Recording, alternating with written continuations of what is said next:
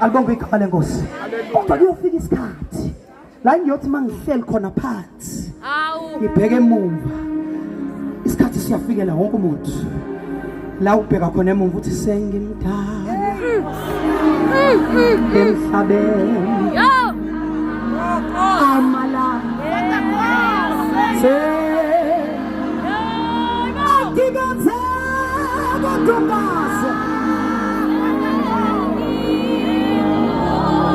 Jehova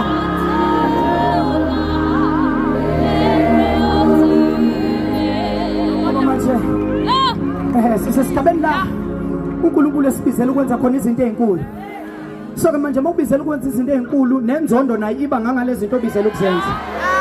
Nezimpi ziba ngangale nto obizela ukuyenza. So ke manje ngiyahlale phansi ngithi makabongwe uJehova osipha amandla. Oh babonke tumiseni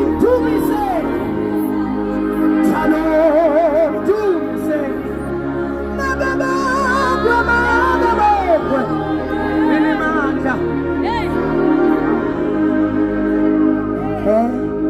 le niyonke uJesu osinqobela